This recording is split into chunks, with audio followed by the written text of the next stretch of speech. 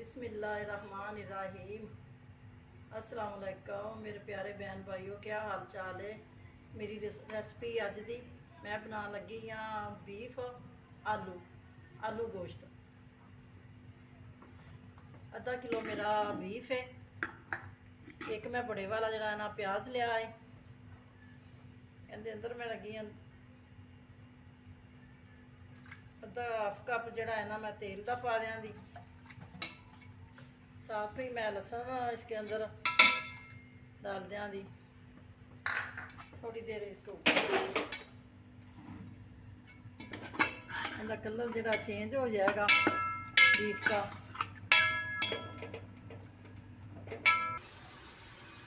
मैं हल्दी लगी है पावन, मैं नमक लगी है पान।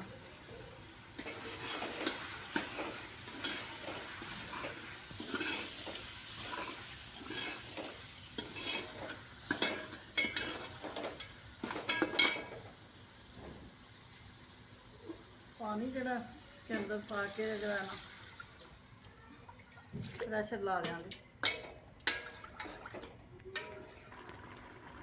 मैं हम टमाटर लगी है पावन।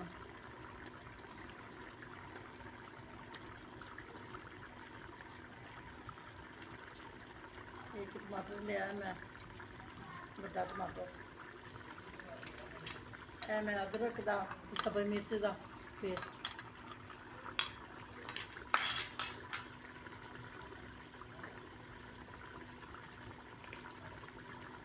मैं रेड मिर्च,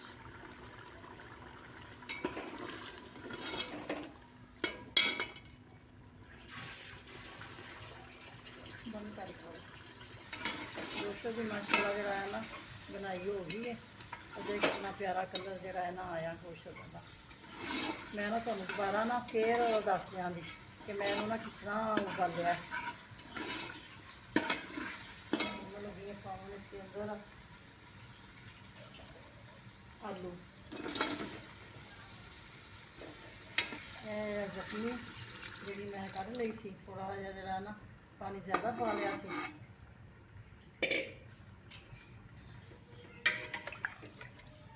पानी जरा है ना इसके अंदर मैंने ना पा लिया है। हूँ मैं कर लगी प्रेशर लान लगी हाँ कि आलू भी जड़े भी गल जाए जरा ना जल्दी हो जाएगा प्रेशर नाल। तुहानू मैं तरीका दसनी मैं किवें बनाया है। एक बड़ा प्याज लिया सी मैं, बीफ प्याज लसन दियाँ कलियाँ लैके हाफ कप तेल नालों ज़्यादा तेल सी मेरा। वो मैं पा के उहदे थोड़ा जहा मैं ना इनू बीफ नू जरा है ना उहदा कलर बदलिया है, प्याज का भी कलर बदल गया। फिर मैं थोड़ा पानी पाया है, पा के नमक पाया है, हल्दी पाई है, पा के फिर मैं ना इनू प्रेशर ला दिता कि वो गल गया।